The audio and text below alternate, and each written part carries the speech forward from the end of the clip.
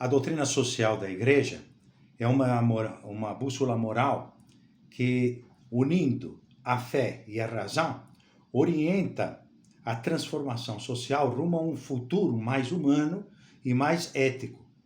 É fundamentada na dignidade da pessoa, promove a solidariedade, a subsidiariedade e a participação para o bem comum. A mensagem de São José Maria Escrivá incentiva a santificação do trabalho diário, transformando esse mundo nosso por dentro com a nossa fé. É essencial a ação dos leigos para infundir esses valores cristãos nas estruturas sociais. Intelectuais como, por exemplo, Jorge Lacerda, valorizavam a cultura humanística e a subordinação da técnica aos valores do espírito, criticando, portanto, o materialismo.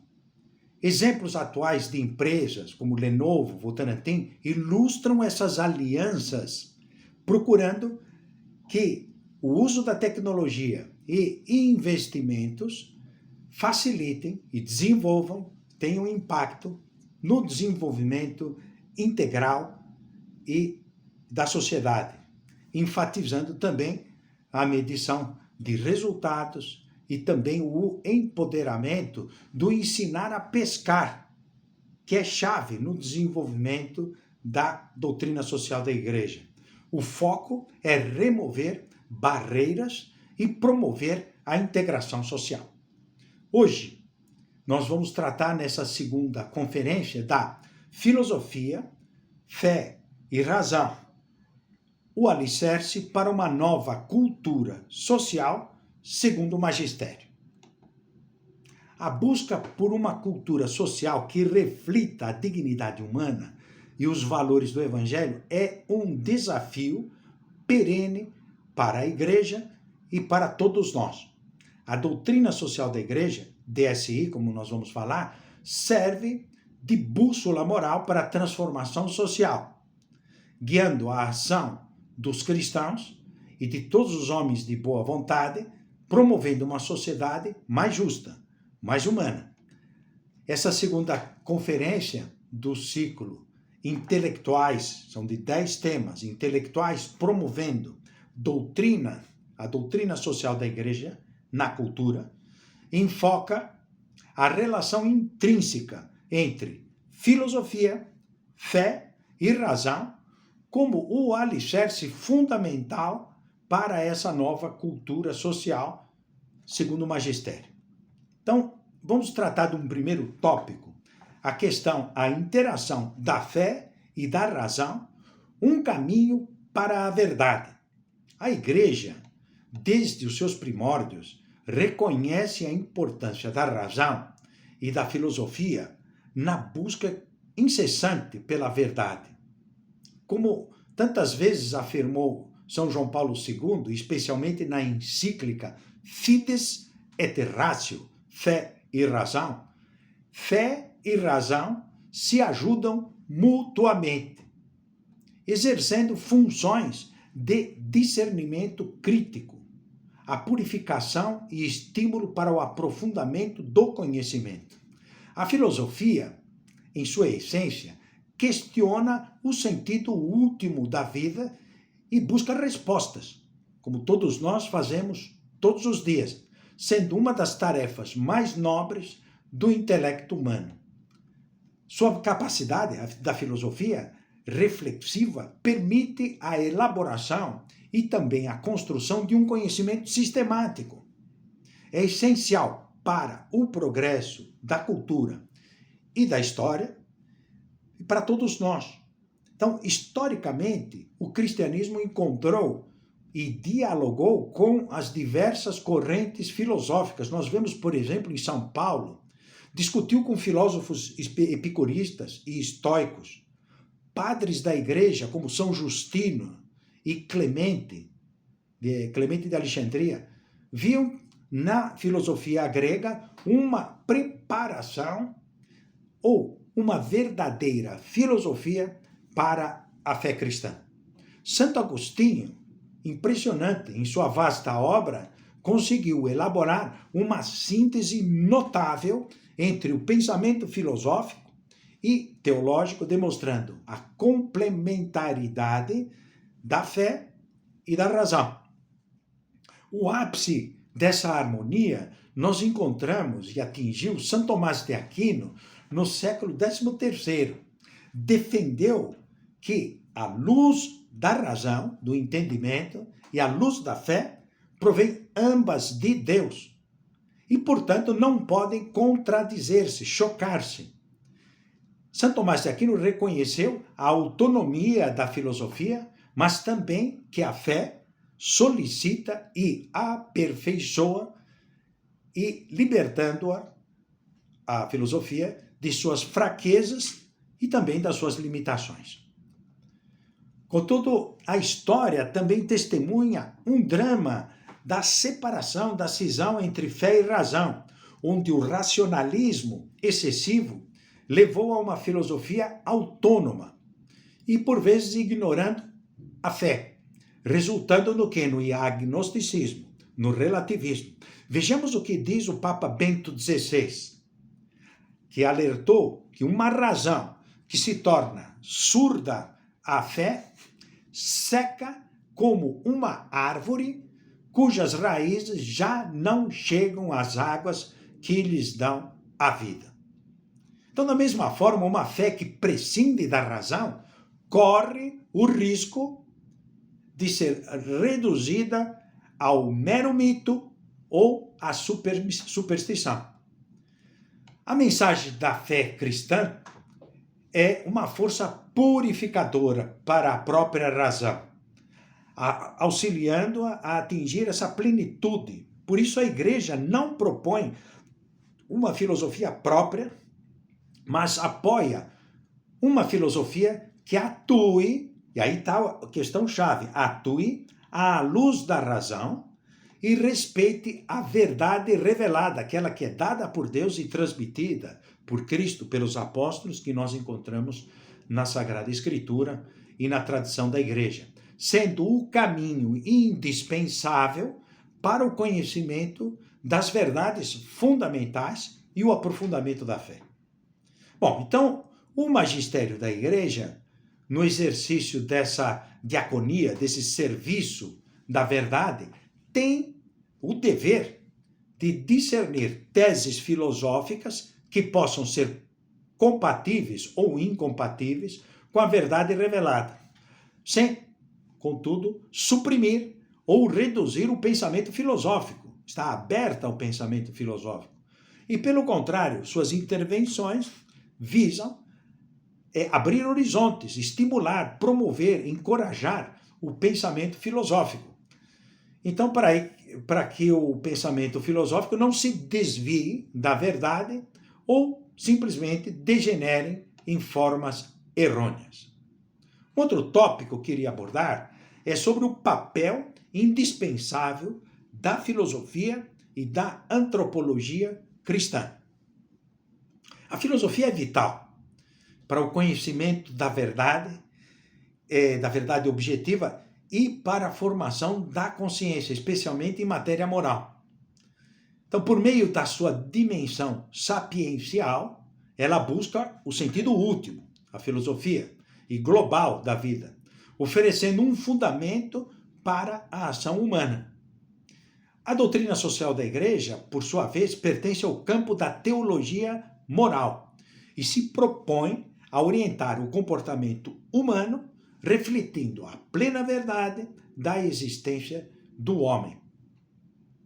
O cerne de toda a doutrina social da Igreja está no princípio-chave da dignidade, vamos gravar isso, princípio da dignidade inviolável da pessoa humana, que deve ser o fundamento e o fim de todas as instituições sociais.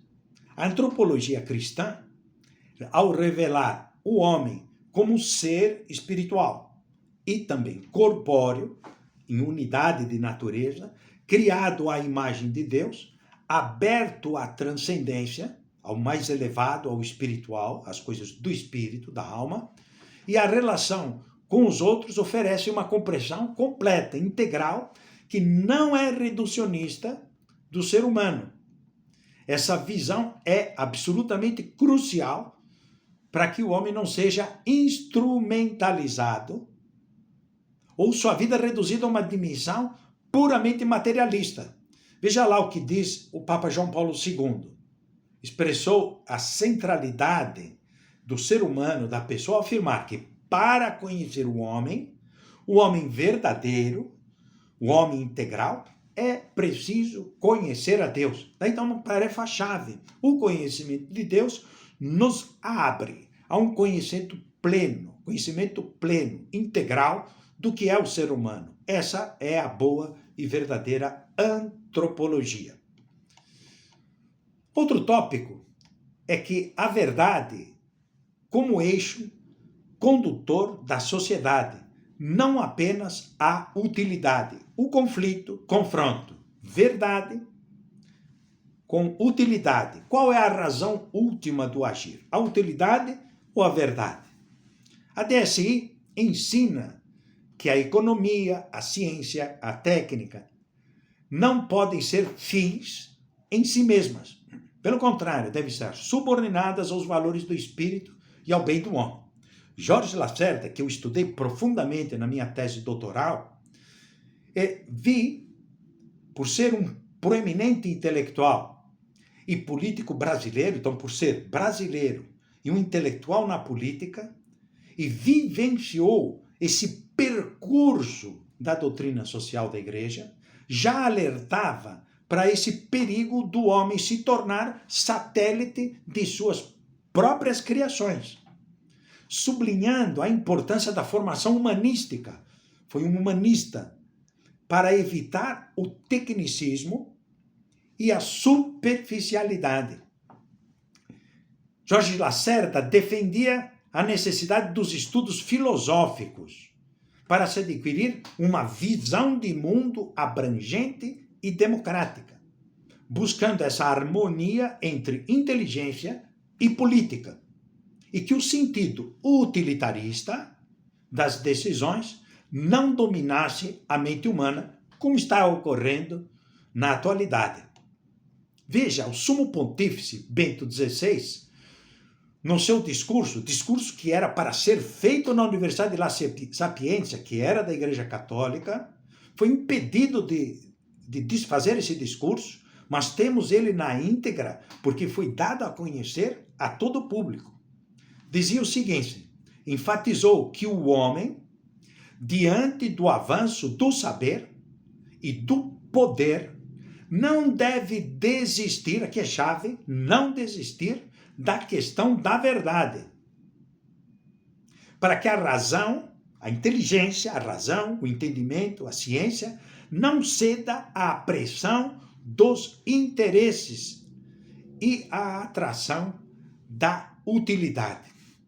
Dizia, em continuidade nesse discurso, não proferido, mas difundido, foi impedido de fazer esse discurso. A universidade, para ele, Bento XVI, deve estar vinculada, a universidade deve estar, para ele, vinculada exclusivamente à autoridade da verdade.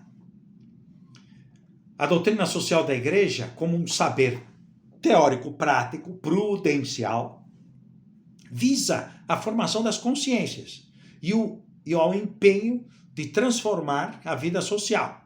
Destaco, mostrando que a verdade é a condição necessária para o diálogo sincero e autêntico entre as pessoas. Se não há verdade, se destrói a sociedade. Se não se compartilha a busca da verdade como motivação fundamental, há uma destruição da sociedade. Ela implode.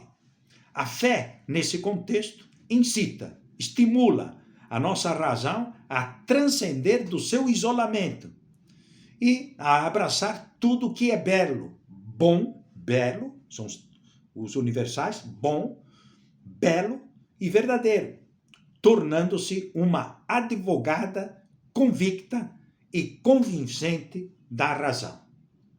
Os intelectuais que são aqueles que ocupam posições de multiplicadores na sociedade, que têm uma função social clara, porque senão seria uma verdadeira traição dos intelectuais, quando não se ocupam de procurar entender e procurar a verdade e assim a transmitir e não mentir, e não fugir da verdade, e não fugir daquilo que leva à realização mais profunda do ser humano, que é a busca de Deus, a busca da verdade, e cada um, no esforço da busca da verdade, vai melhorando a sua capacidade de diálogo com os outros.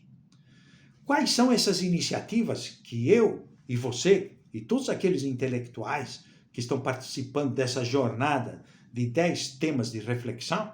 Algumas iniciativas práticas para os intelectuais promoverem a doutrina social da igreja na cultura, porque a cultura é um país e que não cultiva esse ambiente do desenvolvimento das verdades e da busca da virtude nas diversas áreas, seja quais for, porque todas elas são reflexo da inteligência divina.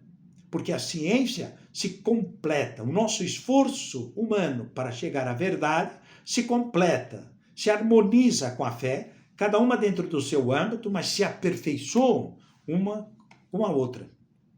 Iniciativas práticas.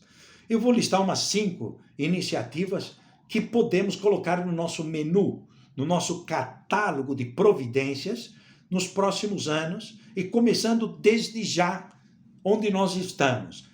Seja uma atividade como escritor, seja uma atividade como professor nos diversos níveis, seja como jornalista, seja como advogado ou como cientista na área técnica ou na área humana, na economia, todos nós podemos contribuir, primeiro, com uma formação pessoal robusta e contínua, e é absolutamente indispensável que os intelectuais adquiram uma sólida formação da doutrina social da igreja, em filosofia, em antropologia. Temos que ser conhecedores de uma boa antropologia para atuar com critério humano na tomada de decisão e critérios que ajudem a nossa sociedade a se humanizar.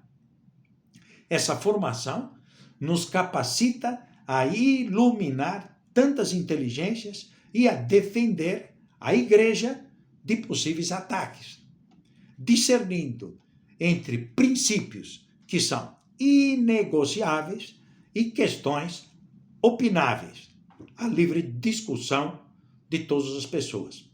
A formação de professores com profundo preparo em ciência humana, pedagogia, doutrina católica e virtudes pessoais é decisiva. Formação, então, ciência humana, pedagogia, doutrina católica, virtudes pessoais, práticas pessoais de virtudes e respeitando os alunos que são estudantes, são pessoas que têm transcendência. Devem todos esses exercer a profissão com uma mentalidade laical, isto é, no meio do mundo, vendo o trabalho como vocação e missão divina, buscando a excelência profissional, santificação do trabalho. Isso inclui um estudo sério, profundo, intenso, com pesquisa e participação também em congressos, procurando comunicar, transmitindo experiências, dialogando e aprendendo.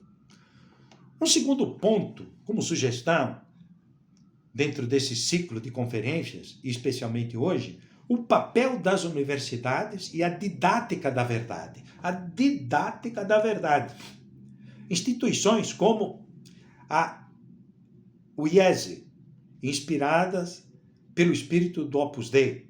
Aqui em São Paulo, a Faculdade Bela Vista, com 2 cursos, um de economia, outro de direito, buscam o quê? Formar líderes com excelência profissional, integridade e espírito de serviço, alicerçados nos valores éticos e morais dos cristãos, mas com um altíssimo nível científico, de pesquisa, de caracterização dos problemas e topar as paradas com mentalidade laical, mentalidade de pessoas que atuam dentro da sociedade como especialistas.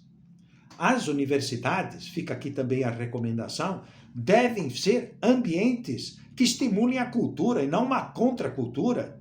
Uma cultura que favoreça a vida, uma cultura que favoreça o belo, o verdadeiro. Então, a investigação científica e a organização de um sistema de ideias vivas, promovendo a formação integral e humanística, contemplando para a ciência, cada uma delas, como quem contempla o arco-íris, o cientista que contemplava o arco-íris e o via, e outro cientista, por que estás aí com...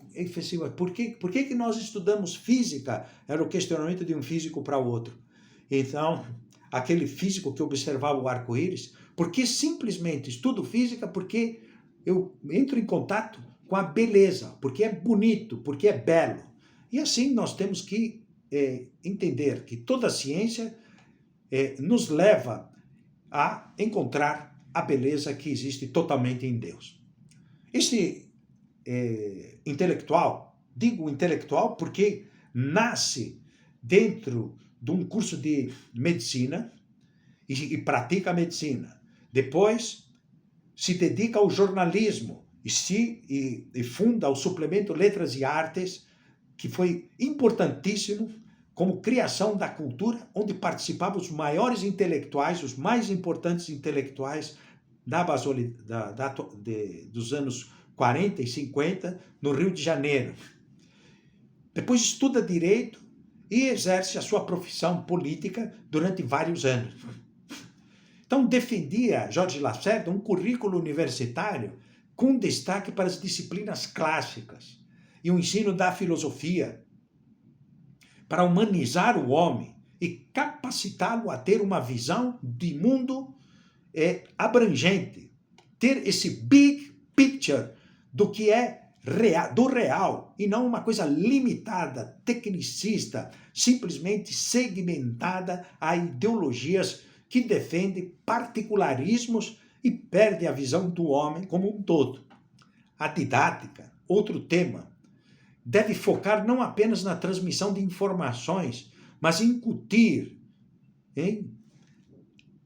animar no espírito dos educandos os elementos fundamentais do caráter e os valores morais, despertar para a beleza dos valores morais.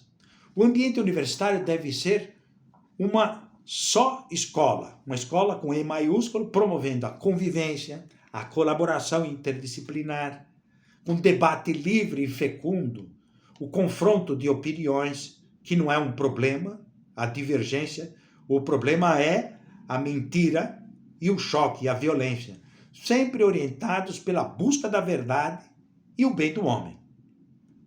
E a universidade deve se caracterizar por uma pesquisa sensível aos problemas sociais e às necessidades do meio, evitando o simples abstracionismo ou o tecnicismo segmentado à sua própria área. Um terceiro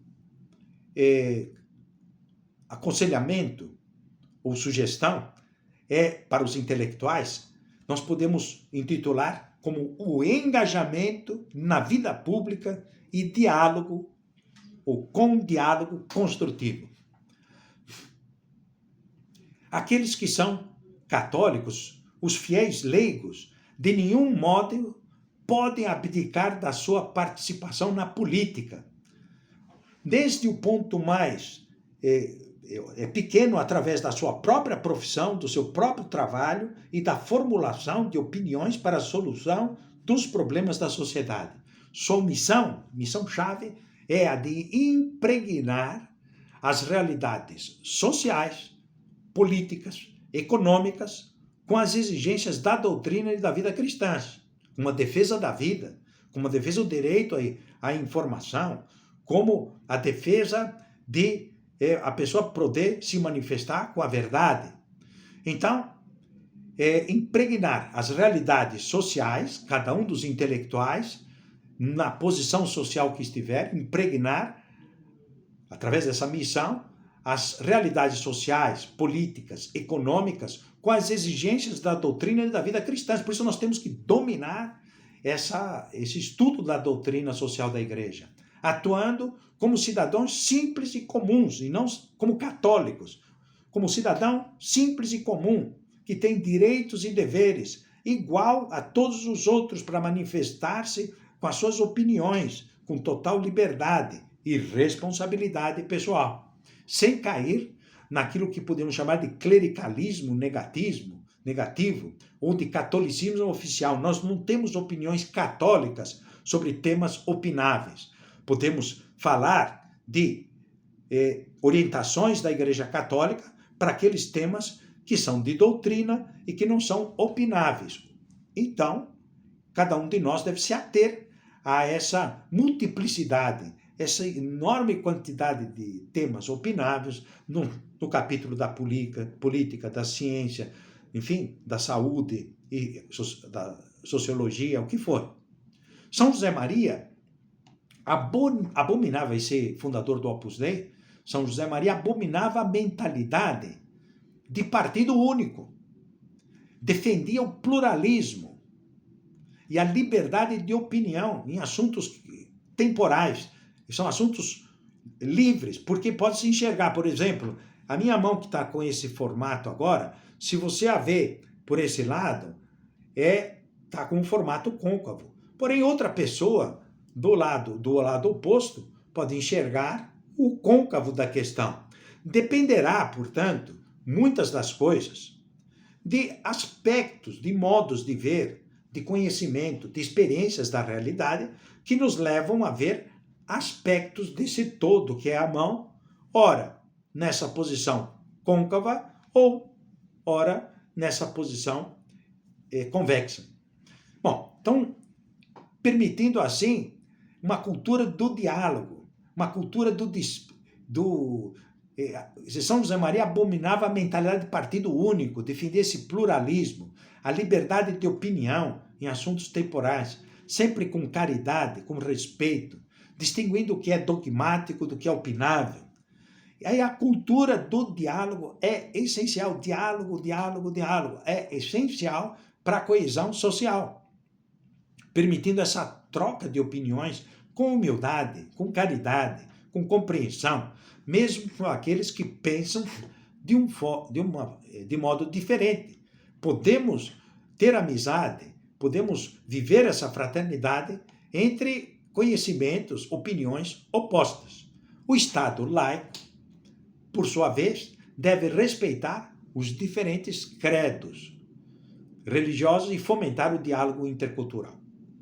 Um quarto ponto, e aqui pode ser crucial ou decisivo, santificação do trabalho e serviço à humanidade. O trabalho humano é a chave essencial de toda a questão social. Como é que se encara as pessoas individualmente e coletivamente, como é que encaram a realidade do trabalho, necessária para a realização pessoal, para manter a nossa existência e sustentar a nossa família, e para engrandecer, melhorar esse mundo em termos dos serviços, enfim, desenvolvimentos de tecnologia, que sejam boas para o homem, e não ruins, mal feitas, que atrapalham, que não desenvolvem, que provocam, sem cair no imobilismo, porém, tendo em conta que a razão de ser de tudo que se faz na sociedade deve ser uma tecnologia, uma técnica boa para o homem. E uma dimensão fundamental da existência do homem sobre a Terra. Fazer o trabalho bem feito, por amor. E isso tudo vai transformando a sociedade desde dentro. O valor do trabalho não reside no tipo de atividade que se faz, mas no fato de ser realizado por uma pessoa. Não é uma máquina. Então, qualquer trabalho honesto pode ser caminho de santidade, de perfeição, de crescimento em excelência pessoal e meio de apostolado, cooperando na obra da redenção. Isso implica a buscar a excelência profissional, a ver o trabalho como uma vocação e missão divinas, transformando essa atividade comum, corrente, em um encontro, ou transformando o trabalho, podemos dizer, em oração efetiva.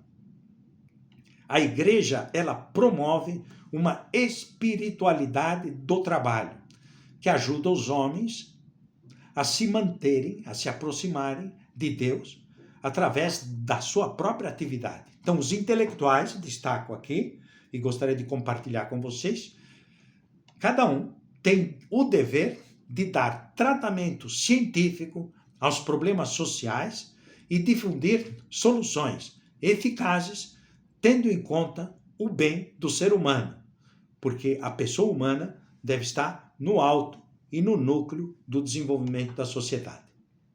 O quinto ponto, como sugestão, é refletirmos sobre a nova imaginação da caridade.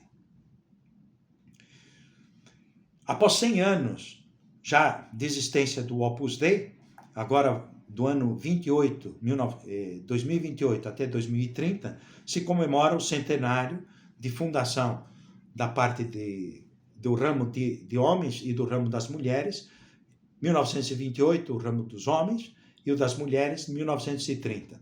Um centenário que está se utilizando a expressão be, do, care, em inglês, como uma motivação para que cada um reflita no ser, como devemos ser, do, para fazer, be, do, care, para fazer, para implementar o care, o cuidado, ser, desenvolver a nossa existência de tal modo a aperfeiçoar o nosso conhecimento, especialmente os intelectuais, tem um papel importantíssimo na transformação dessa cultura, da nossa cultura.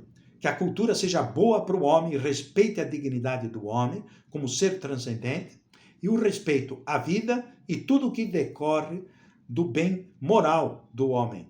E para isso é preciso desenvolver o conhecimento e desenvolver práticas concretas.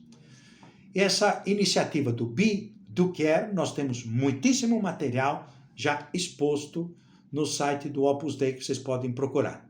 Isso implica ir além do apenas eu e você ir além do dar o supérfluo. Não é apenas dar o supérfluo, mas buscar transformar estilos de vida, modelos de produção das nossas atividades, o que nós produzimos, e transformar modelos e estruturas de poder para combater essa marginalização e o sofrimento que há na sociedade e especialmente em algumas cidades, alguns bairros, alguns segmentos sociais. O prelado atual do Opus Dei, Monsenhor Fernando Ocares, enfatiza a necessidade da unidade como condição de eficácia para o trabalho e a importância da pesquisa e do estudo. Incentiva a não se conformar, mas a buscar sempre chegar a mais, chegar a melhor, e a melhores tipos de trabalho, a melhores soluções mais humanas. Porque uma sociedade, ela obscurece quando as suas soluções para os problemas humanos vêm como a morte, como eliminar seres humanos. Outra coisa é chegar a mais, chegar a melhor, é com tipos de soluções que favoreçam a vida, melhorem a vida das pessoas e a promoção humana e social de um maior número de pessoas. A célebre frase de São José Maria, tudo está feito e tudo, ao mesmo tempo, está por fazer. Isso sintetiza essa mentalidade de serviço. Nós sempre podemos melhorar. Tudo está feito? Sim, mais ou menos, mas tudo está por fazer porque temos que ter a mentalidade de serviço contínuo, um contínuo servir, de inovação continuada, de um compromisso renovado para responder ao quê? Às demandas sociais que são diferentes. Cada vez, hoje, já falamos do transhumanismo, uma espécie de liberdade para conseguir tudo na transformação do homem, o uso da liberdade para, inclusive, manipular todo o seu aspecto corpóreo, anímico.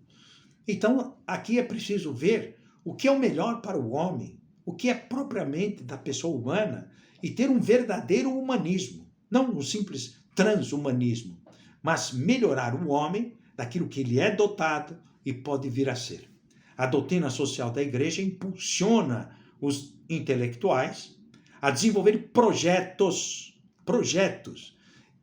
e execuções, operação, que gerem condições para que as pessoas progridam por si mesmas, ensinando, sobretudo, a pescar, a desenvolver-se a si próprios, a ter essa qualidade de habilidades, de conhecimentos que propiciam as condições do desenvolvimento pessoal e familiar, em vez de apenas dar o peixe, ainda que por vezes é necessário dar o peixe para poder, ao mesmo tempo, ensinar a pescar e também ensinar a construir a própria vara de pescar, os instrumentos de trabalho necessários para o crescimento técnico, econômico de uma sociedade.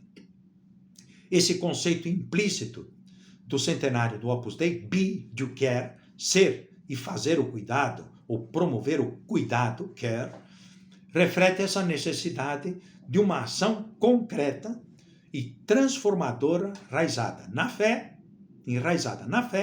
e na razão, para promover a dignidade humana. Conclusão que nós podemos, com esse segmento dessa conferência, e podemos discutir, vocês fiquem abertos para entrar em contato pelo nosso chat, a integração da fé, da razão e da ação é, portanto, destaco, o caminho para a edificação de uma nova cultura social, nova, transformadora, onde o quê? A esquecida, a vilipendiada, a tripudiada verdade, a justiça esquecida, vilipendiada, tripudiada e a caridade prevaleçam. A igreja, por meio de sua doutrina social, não impõe soluções pré-fabricadas, exige a nossa participação, exige o princípio de informação e de busca do conhecimento, de pesquisa, exige o conceito e a prática da solidariedade.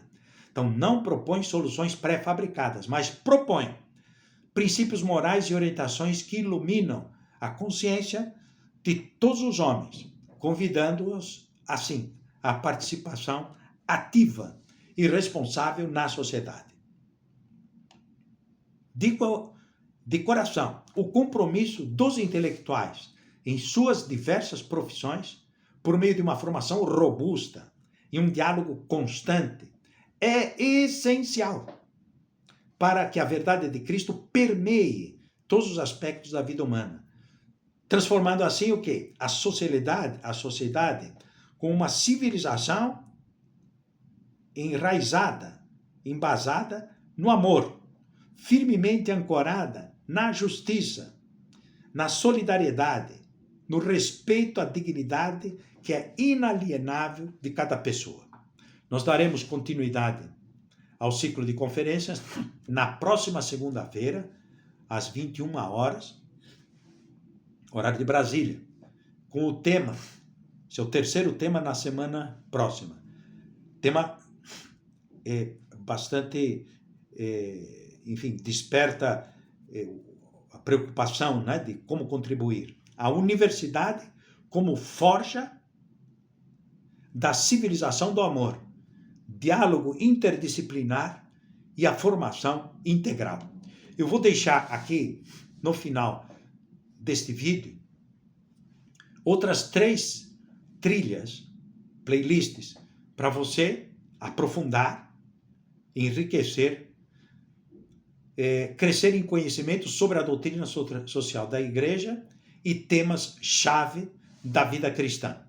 Encontro com você na próxima semana e durante essa semana procurar passar para os teus amigos, que vocês vejam que tenham sensibilidade para o tema, para que a gente possa realmente, através dessa corrente, fazer com que essa transformação da cultura ocorra de uma forma sustentável, ancorada em cada um de nós, que promove no seu ambiente familiar, na educação dos filhos, na escola dos filhos, no contato com professores, no contato com os colegas de trabalho, fazemos essa transformação vamos dizer assim, da microação, da ação mais própria possível de cada um de nós, cada um com a dimensão das suas possibilidades de força, de transmitir valores humanos essenciais para incutir uma nova cultura na sociedade.